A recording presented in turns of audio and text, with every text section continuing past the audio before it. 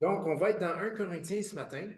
Et lorsqu'on a pris la communion en début du mois, et c'est Pasteur Joey qui le faisait, et il faisait très bien ça. Et ma pensée, puis je crois vraiment que c'est le Saint-Esprit, s'est arrêté sur un mot. Et je veux qu'on regarde on va tourner autour de ce mot-là ce matin. Donc, si vous quittez l'Église ce matin, puis cette semaine, vous vous rappelez du mot sur lequel on s'est arrêté ce matin, ben mon but va être accompli. Amen.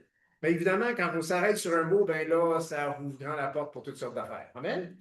Donc, on va aller aussi vers plus que juste un mot, mais c'est le mot indignement dans le verset 27 de 1 Corinthiens 11. Donc, on va lire 1 Corinthiens 11, mais on va commencer au verset 23 et on va aller jusqu'au 24, mais on va vraiment s'arrêter sur le verset 27 ce matin. Donc, 1 Corinthiens chapitre 11, verset 23, c'est l'apôtre Paul qui nous parle et qui dit, j'ai reçu du Seigneur ce que je vous ai enseigné, c'est que le Seigneur Jésus, dans la nuit où il fut livré, prit du pain et après avoir rendu grâce, le rompit et dit, ceci est mon corps qui est rompu pour vous. Faites ceci en mémoire de moi. De même, après avoir soupé, il prit la coupe et dit, cette coupe est la nouvelle alliance en mon sang. Faites ceci en mémoire de moi toutes les fois que vous en boirez. Car toutes les fois que vous mangez ce pain et que vous buvez cette coupe, vous annoncez la mort du Seigneur jusqu'à ce qu'il vienne. C'est pourquoi celui qui mangera le pain, boira la coupe du Seigneur indignement, sera coupable envers le corps et le sang du Seigneur. Que chacun donc s'éprouve soi-même et qu'ainsi il mange du pain et boit de la coupe, car celui qui mange et boit sans discerner le corps du Seigneur mange et boit un jugement contre lui-même. C'est pour cela qu'il y a parmi vous beaucoup d'infirmes et de malades, et qu'un grand nombre sont morts. Si nous nous jugions nous-mêmes, nous ne serions pas jugés. Mais quand nous sommes jugés, nous sommes châtiés par le Seigneur, afin que nous ne soyons pas condamnés avec le monde. Ainsi, mes frères, lorsque vous vous réunissez pour le repas, attendez-vous les uns les autres. Si quelqu'un a faim, qu'il mange chez lui, afin que vous ne vous réunissiez pas pour attirer un jugement sur vous. Je réglerai les autres choses, quand je serai arrivé. Seigneur, on est devant toi ce matin, on a entendu ta parole, on va en entendre plus. Seigneur, on te demande que tu puisses, Seigneur, que cette parole puisse vraiment s'ancrer dans nos cœurs ce matin. Et Seigneur, qu'on puisse apprendre ce matin, Seigneur, comment prendre, oui, cette coupe, ce pain, d'une manière qui est digne. 1 Corinthiens 1, 27 nous parle de le prendre d'une manière indigne ou indignement. Puis Seigneur, le passage nous exhorte à le prendre dignement. Seigneur, c'est ce qu'on veut apprendre ce matin, c'est ce qu'on veut insérer dans nos cœurs, parce qu'on veut, Seigneur, être prêt à chaque moment, Seigneur, pour participer à cette sainte scène, à cette communion, à ce partage du corps et de la coupe, et dans le fond, Seigneur, qui est un symbole, Seigneur, des souffrances, du sang que toi tu as versé pour nous à la croix. Donc, Seigneur, merci, Saint-Esprit, de nous aider ce matin et d'ouvrir nos cœurs et notre intelligence afin de pouvoir comprendre ce que le Seigneur veut que nous comprenions par sa parole. Et c'est dans le beau nom de Jésus qu'on a prié, que tout le monde puisse dire Amen. Donc, c'est important de s'arrêter parce que, vous savez, on lit ce passage-là souvent. C'est le passage qui revient, je pense, le plus souvent dans l'Église, parce que c'est le passage le plus complet sur la communion. Donc, étant donné que le Seigneur a dit, faites ceci en mémoire de moi, eh bien, peu importe l'Église, si c'est une Église chrétienne, elle va partager la Sainte Seine d'une manière régulière. Il y en a, ça tous les semaines. Il y en a d'autres une fois par mois. Il y en a d'autres, ça va être plus spontané. C'est pour ça qui est important. Ce qui est important, c'est qu'ils font parce que Jésus a dit, faites ceci en mémoire de moi. Amen. Une Église qui ne partage pas la Sainte Seine a oublié Jésus. Amen. Faites ceci en mémoire de moi. Il y en a qui font à la maison, tout seul, Il y en a que même, ils vont peut-être le faire en petits groupes. Eh bien, personnellement, je n'ai pas de jugement à porter là-dessus. La Bible n'en parle tout simplement pas. Mais ce qui me réjouit, c'est qu'ils font dans le nom du Seigneur Jésus. Amen. Ils font en mémoire de Jésus.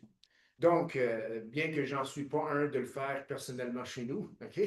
Ça, c'est moi, OK? Il y en a d'autres qui font, mais l'important, c'est qu'on ne néglige pas de le faire ensemble. Amen? Faites ceci en mémoire de moi, dit Jésus. OK, indignement. On s'arrête sur le mot dans 1 Corinthiens 11, 27, indignement. Paul, évidemment, a vu qu'à Corinthe, il partageait la Sainte Seine d'une manière indigne. C'est pour ça qu'il en parle. Donc, c'est possible de prendre part à la Sainte Seine indignement. Et on ne veut pas faire ça. Amen? Parce que c'est écrit que cela attire sur nous un jugement. Il y a des passages qui nous font peur. Ça, c'en est un. Parce que c'est vraiment marqué qu'il y en a qui sont morts, puis il y en a qui sont tombés malades, parce qu'ils ont partagé la coupe d'une manière indigne. Je ne peux pas l'effacer. C'est marqué. En même temps, je n'ai pas encore vu quelqu'un tomber mort dans l'Église quand ils ont pris la Sainte Seine. Pourtant, je suis sûr qu'il y en a dans l'Église qui l'ont pris d'une manière indigne. Donc, juste pour vous dire, partez pas en peur, s'il vous plaît. Et la prochaine fois qu'on partage la Sainte Seine, abstenez-vous pas parce que je suis à la Sainte Seine, je suis à... Non, non, non. OK? Dieu est bon. Amen? Je n'ai pas encore vu personne tomber mort en prenant la Sainte Seine. Puis probablement, je méritais de tomber mort une couple de fois aussi. OK? Parce que j'ai sûrement pris la Sainte Seine d'une manière indigne. On est tous au même niveau. Amen? On est tous humains, mais c'est important quand même d'en parler. Donc, OK, indignement. Ça veut dire quoi, indignement? Que veut dire le mot indignement? C'est quoi la définition? Bon, pour aller chercher une bonne définition, on va premièrement aller avec le mot qui est derrière le mot indignement dans 1 Corinthiens 1, 27. C'est le mot, c'est anaxios en grec. On peut dire ça? Anaxios. Et là, vous êtes vraiment plus intelligent. Vous allez pouvoir aller chez vous et dire Anaxios. Le pasteur il a dit Anaxios ce matin. Ça veut dire quoi, ça, Anaxios en gros? OK. Digne, c'est Axios. Ah, pas compliqué, hein? Anaxios puis Axios. Un, c'est digne, indigne, l'autre, c'est digne. Anaxios, indignement, veut dire, puis toute une révélation ce matin. Ça veut dire de façon indigne. Vous pouvez dire, wow, merci, j'ai vraiment tout compris. Ça veut dire inconvenante, indignement. Ce qui est vraiment intéressant, c'est quand on va pour l'autre mot, c'est-à-dire le mot positif, digne, axios. Axios veut dire digne. Ça veut dire pesant. Ça veut dire avoir du poids. Et très intéressant ici, ça veut dire avoir du poids d'une autre chose de même valeur. Je le répète, avoir le poids d'une autre chose de même valeur. Ça, c'est ce que veut dire axios ou digne. Donc, si on prend la définition de digne, pour comprendre indignement, eh bien, si ça veut dire, donc, indignement, c'est de manière indigne, mais si digne dans le grec veut dire pesant, ça veut dire que indigne, c'est léger. Si digne veut dire complet, entier, profond, on va arrêter avec complet, eh bien, indigne veut dire incomplet. Si digne veut dire profond, indigne veut dire superficiel. On est appelé à prendre la communion, partager le corps et le sang du Seigneur d'une manière pesante, d'une manière complète. Quand on y participe, on doit le faire avec du poids. Et pas n'importe quel poids, avec le poids d'une autre chose que la même valeur. C'est quoi cette autre chose? Hein? C'est quoi ce autre poids? On doit le prendre avec poids. Eh bien, l'autre chose, là, c'est le sacrifice de Jésus, parce que la coupe et le sang représentent son sacrifice. OK. Donc, quand nous prenons la Sainte Seine d'une manière indigne, en quelque sorte, notre attitude, notre façon d'être, dans le moment où on prend, et peut-être dans notre vie autour, eh bien, euh, ça se peut que notre façon de faire les choses est léger, mais Seigneur, lui, c'était pesant. Eh bien, si moi, je suis léger, puis lui, il est pesant, eh bien, indigne. Si l'engagement du Seigneur, elle était complète. Amen. Elle était donc, elle avait du poids. Amen. L'engagement du Seigneur envers nous a du poids. Amen. C'est tout, au complet, jusqu'à la croix, jusqu'à la mort, jusqu'à donner son sang, et d'une manière très injuste également. Eh bien, ça, c'est le poids, ça, c'est l'autre chose que du poids. Mais pour prendre la coupe et le pain dignement, il faut que moi aussi j'aie du poids. Mais l'autre poids, c'est l'engagement du Seigneur. Bref, si je prends la Sainte Seine et je ne suis pas engagé envers le Seigneur comme le Seigneur, je prends la Sainte Seine indignement. Amen? OK. Dieu, je ne dirais pas les mots n'aime pas, parce que Dieu aime. Et il faut tout prendre ça dans le contexte de sa grâce, dans son amour, que le fait qu'il nous donne une première, deuxième, troisième, millième chance, OK, de recommencer. Mais dans sa grâce, eh bien, il y a aussi l'aspect qu'on n'est pas Dieu. Puis on n'est pas Jésus, nous sommes humains. Amen?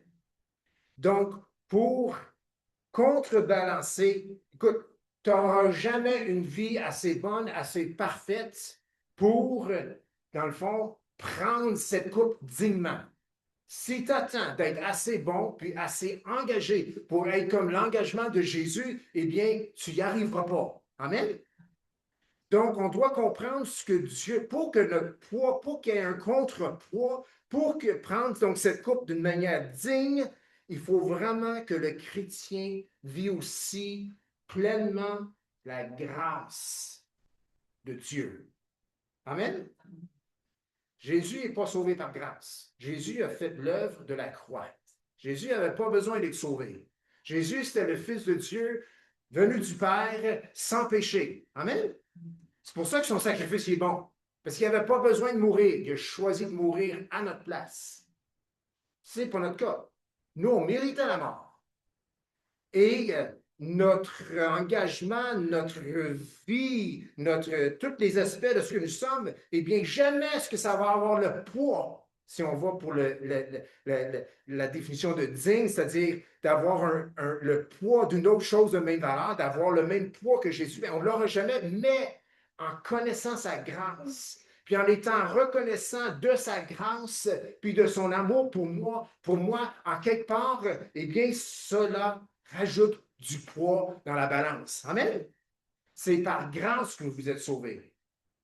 Et cela ne vient pas de vous, mais c'est un cadeau de Dieu. Amen? On est sauvés par grâce. Maintenant, dans cette grâce, je ne dois pas prendre cette coupe d'une manière indigne. Amen? Et ça veut dire aussi que faudrait pas que je prenne cette coupe en menant une vie n'importe comment, sans me soucier de ce que Dieu pense de ces choses-là.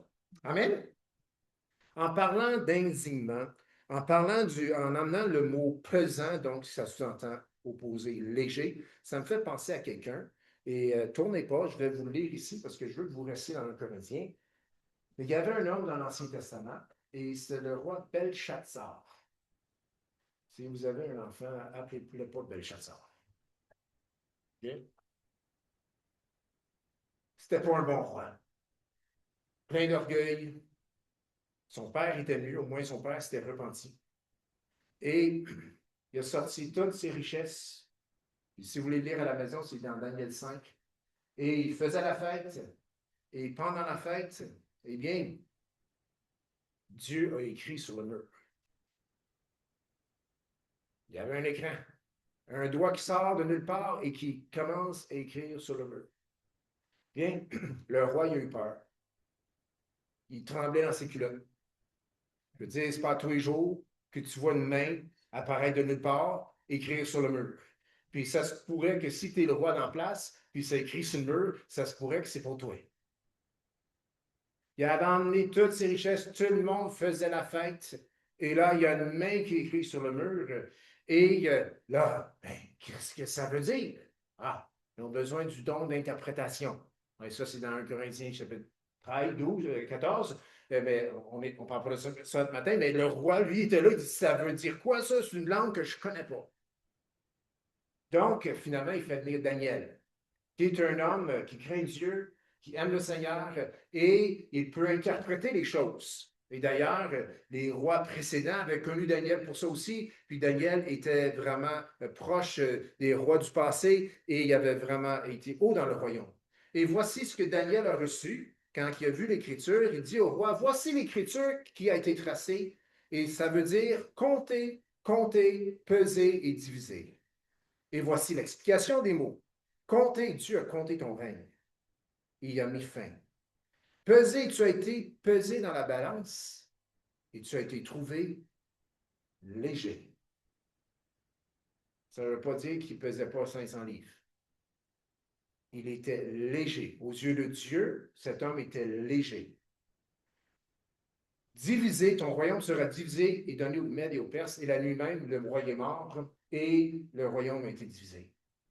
Mais si on s'arrête ici, c'était un roi, dans toute sa splendeur, dans toute sa richesse et tout, Dieu l'a trouvé léger. Indigne. Dieu l'a trouvé léger. Donc, quand on regarde ça, et en regardant le mot indigne dans 1 Corinthiens 11, verset 27, eh bien, on voit que digne ou indigne nous mène vers le mot qui veut dire léger, creux. Un chrétien léger.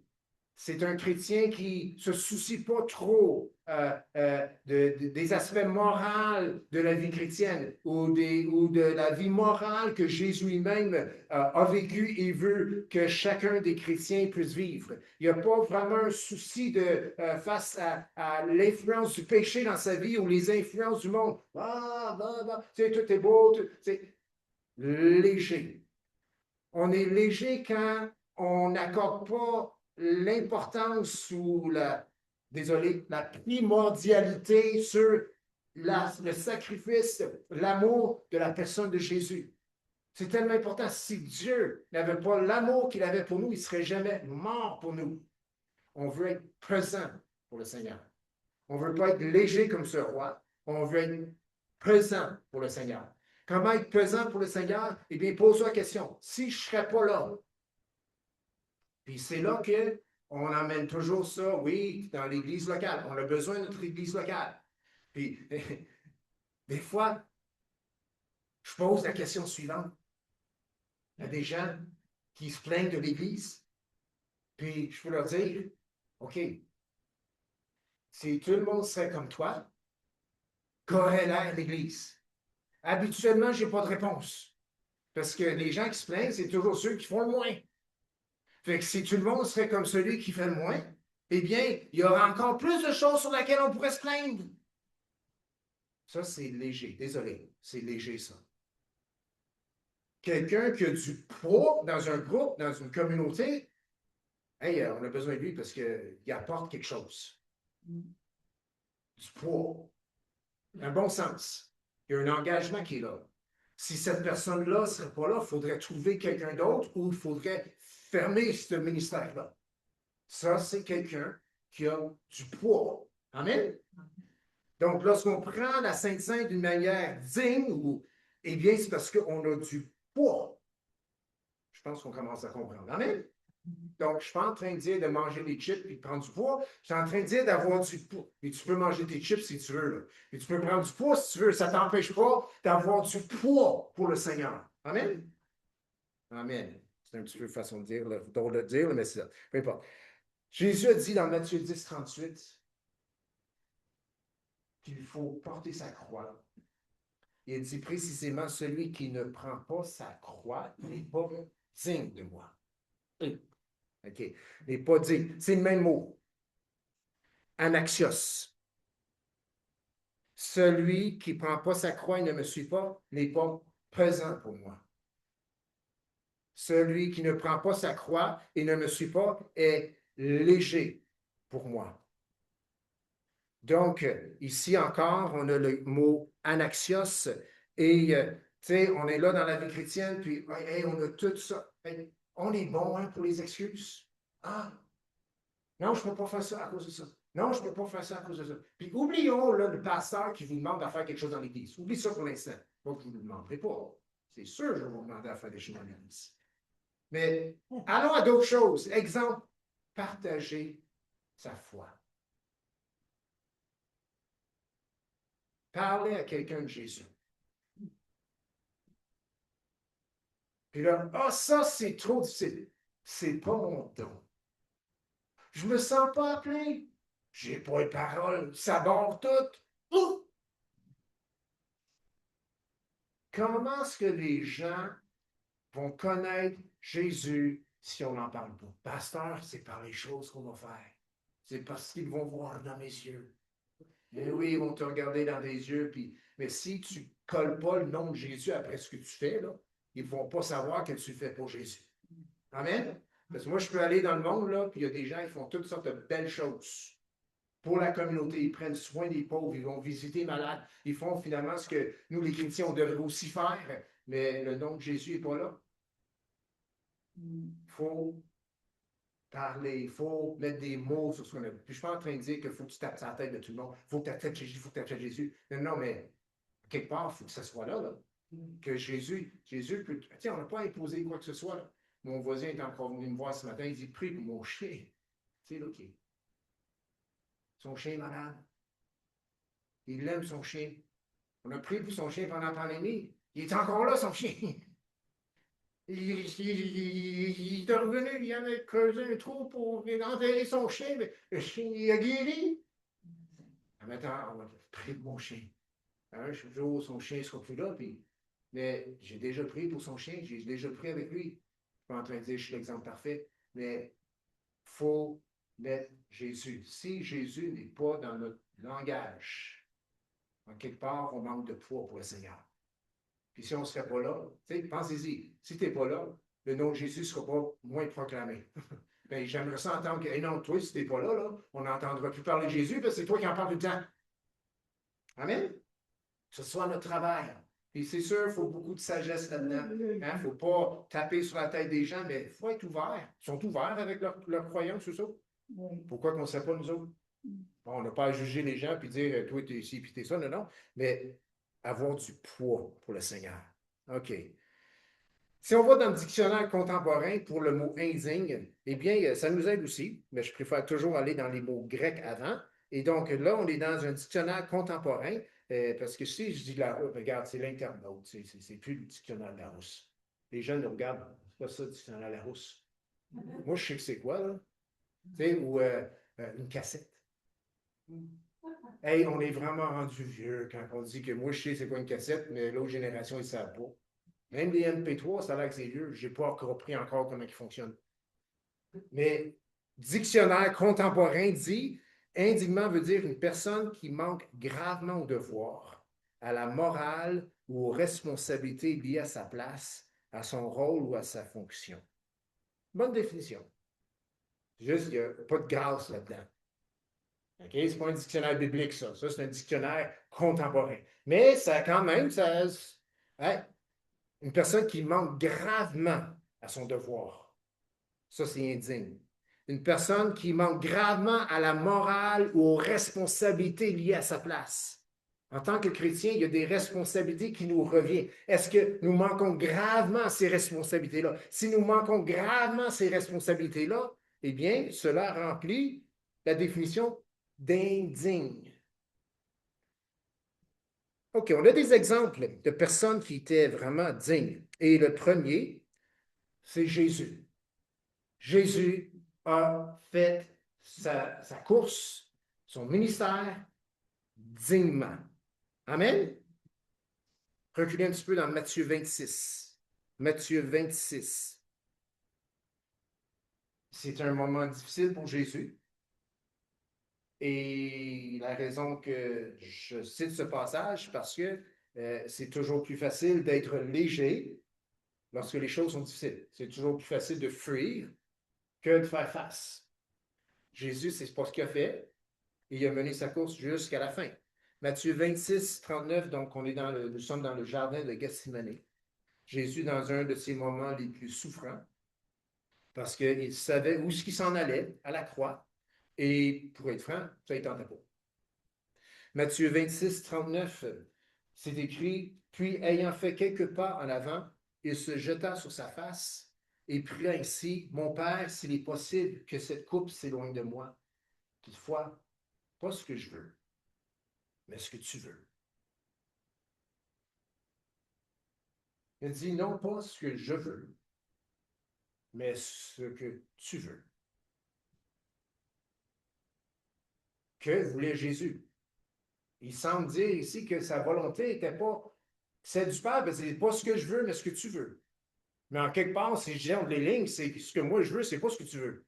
Mais je vais faire quand même ce que tu veux. Mais moi, je veux pas faire ce que tu veux. Non, pas ce que je veux, mais ce que tu veux. Est-ce possible qu'ici, Jésus ne voulait pas aller à la croix? Oui. Est-ce que c'est un péché? Non. Jésus n'a pas péché. Jésus est pur, parfait, sans péché. Mais ici, dans un moment d'épreuve, lui, au côté humain, ne voulait pas se faire crucifier. Je pense qu'on peut comprendre ça. Hein? Oui. Je veux dire, qui veut se faire crucifier? Petite farce. Quelqu'un avait dit, on parle, la Bible parle, hein? Se crucifier la chair. Puis c'est important de crucifier la chair. C'est quoi crucifier la chair? C'est de ne pas satisfaire les désirs charnels. Les désirs que le Seigneur ne veut pas qu'on satisfait. On n'est pas supposé de satisfaire ceux-là. Pasteur, comment je fais pour crucifier ma chair? Bien, fais comme Jésus. Hein? Cloue-toi les deux pieds. Puis cloue-toi les mains. En tout cas, commence à la main gauche parce que tu es droitier. Cloue-toi la main droite. Hein? Qui va faire la main droite? Viens à l'église, on va le faire pour toi. Un petit peu ça, hein? Ça prend un autre pour le faire. Jésus, il a été à la croix et la crucifixion, ça n'a pas été fait par lui. Lui, il a soumis sa volonté. C'est des hommes permis par Dieu, ils l'ont crucifié. Mais Jésus, dans le jardin de Gethsémani, il dit, non pas ce que moi je veux, mais ce que toi tu veux. Pourquoi est-ce que Jésus pesait? Pourquoi est-ce qu'il était pesant? Pourquoi est-ce qu'il représentait vraiment un poids pour le plan de Dieu? C'est parce qu'il acceptait la volonté de son Père au-dessus du sien. Amen? Non ce que je veux, mais ce que tu veux. Si Jésus avait fait là ce qu'il voulait, eh bien, plan B n'aurait pas marché. Le péché aurait rentré là, mais Jésus l'a mis de ce côté, il était digne. Il a fait sa mission dignement. Et sans Jésus, cette mission ne serait jamais accomplie. Donc, c'est un exemple là de digne, de quelque chose qui est fait dignement. OK. Ça, c'est un exemple de quelqu'un qui a accompli sa mission, sa coupe dignement. Là, on va voir un exemple d'une gang qui l'ont fait indignement. Avancez un petit peu, on retourne dans 1 Corinthiens et on s'en va au chapitre 10 au lieu du chapitre 11. Et c'est juste le chapitre avant le passage qui parle sur la communion. Et on se retrouve dans le désert avec les Israélites qui, eux, ont rempli la définition de c'est quoi marcher indignement. OK, chapitre 10, 1 Corinthiens, verset 1 jusqu'à 13.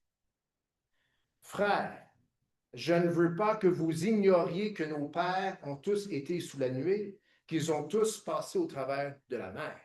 Paul est en train de dire, Dieu les a fait toute grâce. C'est la même affaire pour tout le monde. Ils ont tous eu la même direction. Ils ont tous eu le même miracle. Ils ont tous eu la même libération. J'ai ouvert la mer pour tout le monde. Je ne veux pas qu'il y en ait. Qu'ils ont tous été baptisés, donc inclus, en Moïse dans la nuée et dans la mer. Ils ont tous mangé le même aliment spirituel. Ils ont bu l'eau du rocher. Ils ont eu la manne du ciel. Ils ont même mangé du Saint-Hubert. Vous avez lu l'histoire? Il y a eu des poulets. C'était des cailles. Imagine des cailles. Ça a l'air 6 pieds. 6 pieds de cailles. Je veux dire, ça, c'est du poulet. OK. Oui, puis Dieu a dit, je vais vous le donner jusqu'à ce temps que ça sort par les narines. Dieu commençait à être tanné. C'est parce qu'il marchait de manière indigne. Verset 4. Et qu'ils ont tous bu le même breuvage spirituel, car ils buvaient à un rocher spirituel qui les suivait, et ce rocher était Christ.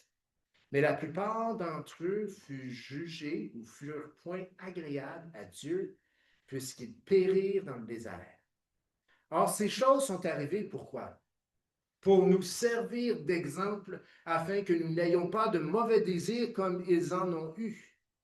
Ne devenez point idolâtres, comme quelques-uns d'eux. Selon qu'il est écrit, le peuple s'assit pour manger et pour boire, puis ils se levèrent pour se divertir.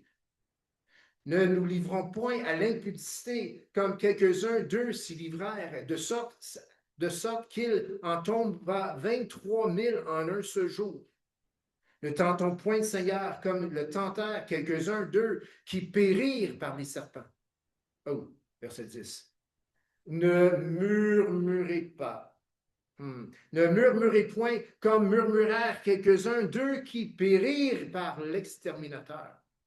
Ces choses sont arrivées pour servir d'exemple. Et elles ont été écrites pour notre instruction, à nous qui sommes parvenus à la fin des siècles, et ça, c'est nous. Ainsi donc que celui qui croit être debout prenne garde de tomber. Et là, il y a le passage célèbre sur la tentation. Aucune tentation ne vous est survenue qui n'a été humaine, et Dieu qui est fidèle ne permettra pas que vous soyez tentés au-delà de vos forces, mais avec la tentation, il préparera aussi le moyen d'en sortir afin que vous puissiez la supporter. On cite souvent le verset 13, parce que tout le monde vit des tentations. On oublie les passages avant. Ce passage-là, le verset 13, là, vient après le verset 12. Wow, c'est vraiment toute une révélation. Hein? Ça vient après le verset 12. Puis après le verset 11. Puis si on lit ces passages-là, on voit que tout le peuple dans le désert, finalement, ils ont vécu la tentation et ils ont succombé. Et on voit tout ce qui leur a mené ou leur a disposé à être faibles. Murmurer, critiquer. Puis finalement, dans le désert, il a regardé en arrière, on l'a chanté tantôt, hein? On regarde, je marche vers Jésus, le monde derrière moi. Eux autres marchaient vers la terre promise, mais on dirait qu'ils marchaient de reculons. Ils regardaient en arrière. Ah, c'était-tu bon en Égypte? Il y avait des cocombes. Il y avait des couches. Oui, c'est vraiment ce qu'il disait. La manne. On n'en veut plus. Les cailles. On n'en veut plus. Puis ce Moïse-là, c'est lui qui nous a emmenés ici. Fait que là, ils ont commencé à. Finalement, ils ont carrément critiqué, dévalorisé le plan de Dieu, qui était pour finalement les libérer. Conséquence, c'est qu'ils ont tourné pour 40 ans dans le désert. Et la génération qui est sortie de l'Égypte, elle est morte dans le désert. Cette génération-là, elle est morte dans le désert. Et c'est les enfants de cette génération-là qui ont pu rentrer dans la terre promise. Tout cela pour dire, ce peuple qui est sorti d'Égypte, ils ont vu les miracles, ils ont vu les displays qui ont frappé l'Égypte. Ils ont vu Moïse avec son fameux bâton qui faisait des miracles. Ils l'ont vu, eux autres. Ils ont vu plus que nous autres. En tout cas, plus que moi. Moi, je n'ai pas vu encore un bâton changer en serpent. Il y a bien des choses que je n'ai pas vues. Puis je sais que c'est arrivé. Parce que Dieu peut faire ces choses-là. Puis c'est pas de la magie, c'est la puissance de Dieu. Amen? Mais ces gens-là, ils ont tous vu ça. Regarde comment ils étaient dans le désert. Leur attitude n'était vraiment pas un contrepoids à tout ce que Dieu avait fait pour eux en Égypte. Il me semble que le fait d'être libéré de l'esclavage mérite au moins une bonne attitude quand les choses sont plus difficiles. Amen? Hein? Lorsque la tentation vient, étant donné de tout ce dont quoi le Seigneur nous a libérés, eh bien, lorsque la tentation vient, eh bien, si on lance la serviette tout de suite, là, eh bien, c'est vraiment pas un beau contrepoids. Non, non, non. Il y a une porte quelque part. Le passage parle aussi, hein, le Seigneur ne t'entre pas au-delà de tes forces et va pouvoir le moyen de s'en sortir. Il y a une porte quelque part, il faut juste la trouver. Il faut persévérer, il faut endurer, comme Jésus a enduré dans le jardin d'Éden de Gethsémani. Non pas ta volonté, pas ma volonté, mais la tienne. Amen. Je peux vous dire une chose. Le Seigneur, c'est sa volonté que nous surmontions la tentation.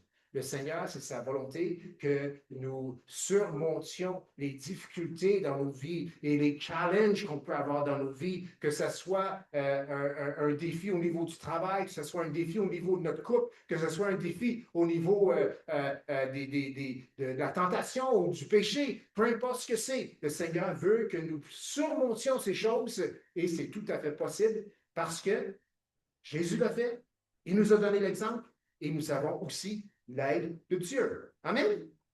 OK. Donc, ça, c'est un exemple de gens qui étaient légers dans le désert, qui ont marché d'une manière indigne. Dans le fond, ils n'étaient pas pantoute appréciatifs de ce que Dieu avait fait pour eux. Quand nous prenons la Sainte Seine, nous devons, pour être présents, pour être un bon contrepoids, nous devons être vraiment reconnaissants. Une des raisons pour laquelle je suis reconnaissant lorsque je prends la Sainte Seine, c'est parce que ça me rappelle que Jésus m'a lavé de tous mes péchés, présent, passé et futur. Amen. Peut-être que tu te demandes ce matin, hey, je t'ai sauvé, moi, en 2004. Wow, c'était merveilleux. Seigneur, il a changé ma vie. Mais aujourd'hui, j'ai de la difficulté.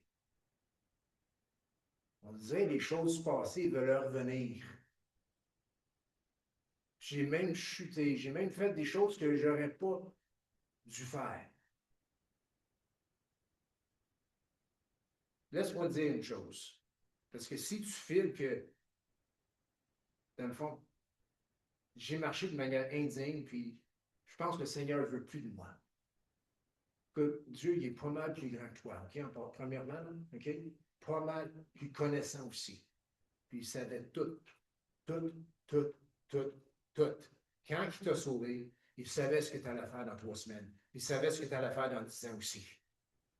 Il savait aussi que parfois tu allais traiter de manière indigne l'œuvre qu'il avait accomplie pour toi, puis le pardon qu'il t'a offert gratuitement. Il savait tout ça. Puis il est mort à la croix pareil. Je veux dire, moi, là, si je serais un entrepreneur, ben, je le suis, mais je n'ai pas d'employé. Puis pour être franc, je ne suis pas sûr que j'en veux non plus. Mais si là, tu es un entrepreneur puis tu as besoin d'employés, puis là, tu veux engager du monde, si tu savais ce qu'il y a à faire dans 3, 4 semaines, 6 semaines, 10 semaines, 2 mois, 6 mois, 1 an, 6 ans après que tu les aies engagés, bien, ça se pourrait que tu les aurais pas engagés. C'est vrai? Mais oui, puis tu n'engageras jamais personne non plus. Parce qu'il n'y a personne de parfait. Mais nous, quand un patron engage quelqu'un, lui, il ne connaît pas le futur. Il t'engage selon ton pedigree, selon ton CV, puis selon tes œuvres du passé, puis il dit, ouais, moi je pense, puis selon l'entrevue, moi je pense que tu pourrais vraiment faire le job. Mais il ne sait pas ce qui s'en vient. le Seigneur, quand il nous a accueillis, il savait ce qui s'en est. Puis il nous a accueillis pareil. Amen? Amen. Rappelle-toi de ça. Ce n'est pas une excuse, ce n'est pas une raison de marcher de manière indigne ou de traiter les choses, Seigneur, de manière indigne. Non, non, non. Mais moi, ça me console. Amen? Amen. Moi, ça me console. Puis je pense que ça console d'autres personnes aussi. Amen. OK. On approche la fin. Juste pour vous dire, c'est impossible. Il est impossible. Il est impossible de prendre la coupe, la communion d'une manière digne. C'est impossible de le prendre d'une manière digne sans l'aide du Saint-Esprit. Je répète, il est impossible de prendre la Sainte Seine, la coupe, d'une manière digne sans l'aide du Saint-Esprit. On peut dire Amen? Écoute, le Seigneur, il savait, c'est pour ça qu'il l'a envoyé. Tu sais, le Seigneur ne l'a pas mis dans mes mots. Mais il aurait pu dire, je sais, vous êtes une gang de pas capables. Je sais que vous êtes une gang de personnes charnelles, puis qui se font miroiter les affaires, puis qui tombent facilement. Il aurait pu dire ça de même. Non, je pense que le pire que dit, c'est dans le jardin de Gethsemane. Il y avait peut-être une petite sainte colère là-dedans. Il a dit, hein, parce que lui, il se prie, le Seigneur s'en va prier, il est dans ses souffrances, il y a des grumeaux de sang qui s'en viennent, il s'en va retourner voir ses disciples, qu'est-ce qu'ils font eux autres? C'est l'heure du repos. On dort. Puis le Seigneur est là, vous n'avez même pas pu prendre une heure. Hey, c'est déjà beaucoup, une heure. C'est comme, je pense qu'il aurait pu dire, vous n'avez même pas prendre 2 minutes avec moi.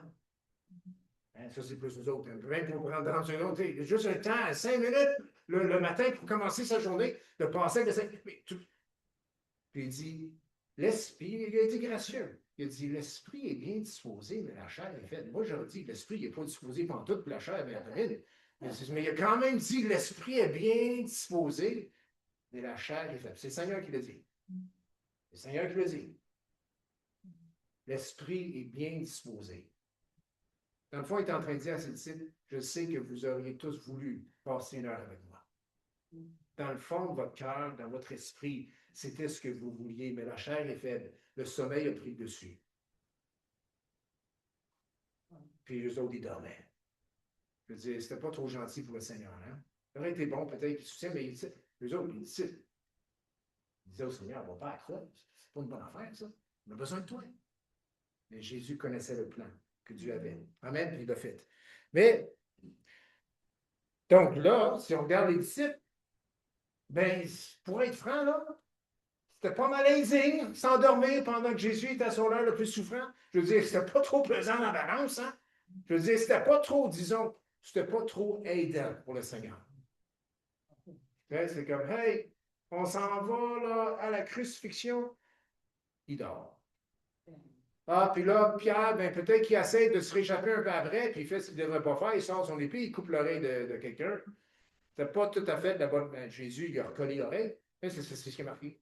Hey, il a mis l'oreille à sa place. Il a fait un miracle. Pendant qu'il s'en allait à la croix, parce que son fameux disciple, là, Pierre, là, ben, il s'est énervé un petit peu. Mais il n'y avait pas le Saint-Esprit. Hein? Il n'y avait pas le Saint-Esprit. Jésus dit, quand je vais être auprès du Père, je vais lui demander qu'il vous envoie le Saint-Esprit. Puis c'est là que le Saint-Esprit est venu. Amen. Mais les disciples là, qui dormaient, là, eh bien, il n'y avait pas le Saint-Esprit. Pierre, là, qui a voulu sauver la situation à la crucifixion, puis à l'arrêt de Jésus, il n'y avait pas le Saint-Esprit. Il avait même la misère à comprendre ce que Jésus disait. Maintenant, le problème, là, c'est que nous autres, on a le Saint-Esprit, puis on s'endort pareil. Mais c'est un fichu de problème, ça. Non, mais je me pose la question. C'est comme, non, nous, on a le Saint-Esprit. Puis surtout, dans le domaine d'église qu'on est, on parle du Saint-Esprit, puis peut-être du Saint-Esprit, puis rempli du Saint-Esprit. Puis c'est comme, puis on s'endort en priant en dessous, nous aussi.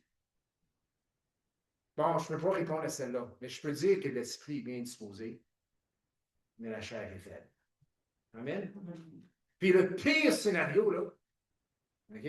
Le pire scénario, puis laisse le pasteur, le cœur du pasteur parler ce matin. OK? Le pire des scénarios, c'est de dire, il faut prier, puis on n'est jamais à prière. Ça, là, c'est le pire des scénarios. OK? Je préfère que tu viennes à prière et tu t'endors. Au moins, tu es là.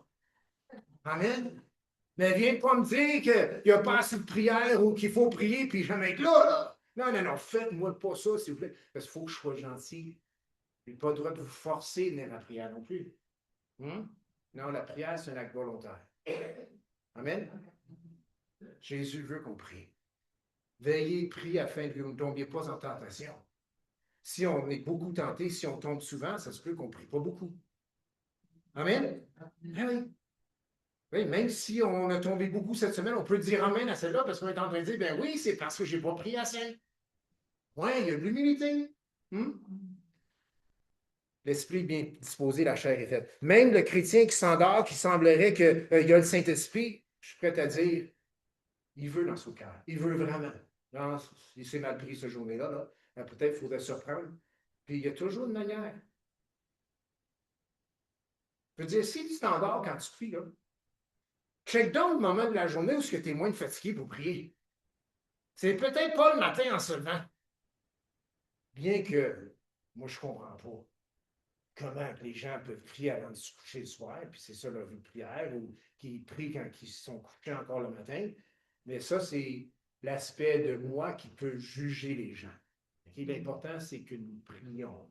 Amen? Amen. Que tu sois couché, que tu sois vertical, que tu sois à genoux, que tu sois en train de marcher, écoute, c'est correct. OK? C'est pas la posture qui fait en sorte qu'on est en prière. C'est le cœur. Amen? C'est la bouche. Amen? C'est bon de parler au Seigneur, pas juste de penser. C'est bon de parler. Parce que pour amener ça à ça, il y a quelque chose, puis le Saint-Esprit peut se mettre à l'œuvre. Amen? Le Saint-Esprit n'a pas créé des disciples silencieux. Ah non, quand le Saint-Esprit est là, on commence à parler. Amen? Donc, prends un temps où tu es en forme pour prier, puis parle au Seigneur. OK. Pourquoi est-il important de prendre la coupe dignement? On s'arrête là, 1 Corinthiens 11, verset 29. Eh bien, écoute, c'est quelque chose de très sérieux, la Sainte Seine. Verset 29, 1 Corinthiens 11. Car celui qui mange et boit sans discerner le corps du Seigneur mange et boit un jugement contre lui-même. Et on ne veut pas faire ça. Ça veut dire que même au Seigneur, on peut causer des jugements à venir contre nous-mêmes. C'est pas Dieu là, qui te punit, là. OK? C'est pas le diable qui est après toi non plus, là. OK? Ou après nous, là. C'est que on s'est peut-être attiré un jugement sur nous-mêmes. Dans ces cas-là, c'est juste le temps d'aller à la prière. Dieu est bon. Dieu est bon. Dieu pardonne. Dieu relève. D'ailleurs, le passage, on l'a lu tantôt, tu sais, que, tu sais, puis dans le fond, on a lu quelque chose, mais il y a un autre passage en Romains à la fin, là, l'Épître aux Romains, qui dit que, tu sais, que le serviteur qui se. Oui, c'est Paul qui dit au chapitre 10, que le serviteur tombe ou qu'il se relève. Hein? Prenez garde. Tandis que vous êtes debout, prenez garde. Ça me revient. Chapitre 10, juste avant le fameux verset du verset 13. Il dit, prenez garde, celui qui croit être debout, prenne garde de tomber et faites attention. Hein, quand on est debout, ce n'est pas nécessairement le temps de célébrer, là. Non, c'est le temps de prendre garde. De prendre garde. Parce que si je ne prends pas garde, ça se pourrait que je vois un jugement contre moi-même. Et ça peut être plein de choses. Mais ce n'est jamais le fun. Mais celui dont le cœur est bien disposé va dire, Seigneur, merci. Merci pour l'avertissement. Merci de m'avertir. Puis il peut continuer dans la vie. Amen? Donc, c'est important de prendre la coupe dignement pour ne pas juger un jugement, pour ne pas boire un jugement contre lui-même, pour ne pas être jugé. D'ailleurs, on va au verset 31, on est appelé à juger nous-mêmes. Je suis appelé, quand je prends la Sainte Seine, de juger si je le prends d'une manière digne ou indigne. Ce n'est pas à ton prochain de le faire. C'est toi-même. Dieu est là, puis il y a toi. Puis, tu es appelé à te juger toi-même. Comment est-ce que le chrétien peut se juger lui-même? C'est quand que lui-même, de son propre choix, applique la parole de Dieu, la volonté de Dieu à sa vie. Jésus, a-t-il quelqu'un besoin de le juger? Non. Ils l'ont jugé pareil, selon leur loi, puis ça l'a condamné, mais Jésus se jugeait lui-même. Il a dit, Seigneur, pas ma volonté, mais la tienne. Je sais, Seigneur, je connais ta volonté. Qu'il en soit ainsi. Jésus a appliqué la parole de Dieu sur sa vie lui-même. C'est ce que doit faire tout chrétien. Ceux qui ne le font pas, eh bien, ça se pourrait qu'un jugement vienne dans leur vie ou une difficulté ou quelque chose. Parce que le jugement, là, c'est comme, c'est vraiment dit, un jugement contre lui-même. Mais ce n'est pas dans le sens que tu es condamné, tu es perdu, puis Dieu te bannit. Non, c'est pas ça. C'est des avertissements. Hey, c'est un secoussement, là. Hey, réveille-toi, là. Wow, t'as-tu vu? Donc, lorsqu'on prend la Sainte Seine de manière digne, eh bien, c'est pour ne pas boire un jugement contre lui-même, c'est pour ne pas être jugé. Et pour cela, il faut se juger lui-même. On va se lever ensemble. J'aimerais inviter nos musiciens. On va terminer avec un chant ce matin. Peut-être que vous voulez que nous puissions prier avec vous. Écoute, les circonstances de vie de tous et chacun sont tous différentes. Puis peut-être vous avez un besoin qui n'est même pas c'est même pas venu ou c'est même pas relié à la prédication qu'on a entendue ce matin, mais vous avez juste besoin qu'on prie pour vous, vous voulez que quelqu'un prie avec vous, eh bien, on est là pour vous ce matin. Donc, tandis qu'on va chanter, la place est ouverte ici. On prend toujours un temps chaque dimanche pour prier avec les gens. Et si vous n'avez pas besoin de prière, c'est correct aussi. C'est ça, il y a du café dans l'entrée et puis on peut se partager ensemble. Donc, on va juste se mettre en prière, on va chanter. Si vous voulez qu'on prie avec vous, eh bien, on est là. Seigneur, on a entendu, Jésus, ce matin, que tu nous appelles à prendre la communion d'une manière qui est digne. Seigneur, moi le premier, je veux ce matin, Seigneur, te demander pardon d'avoir été trop léger pour toi. Seigneur, il n'y a personne en ce lieu qui veut être léger pour toi. Seigneur, on veut être pesant pour toi. On veut peser dans la balance, Seigneur. Pas pour des récompenses, pas pour se prouver, mais parce que toi, Seigneur, tu as pesé dans la balance de nos vies. Parce que toi, Seigneur, tu nous as sauvés, régénérés, transformés, justifiés. Et ton avis à notre égard n'a jamais changé, Seigneur. Et pour ça, on veut dire merci. Mais Seigneur, merci de nous faire grâce ce matin. Puis, Seigneur, notre prière, c'est que cette semaine, Seigneur, on puisse, Seigneur, être encore plus pesant pour toi. Seigneur, porter le flambeau d'une manière encore plus visuelle, plus évidente, Seigneur.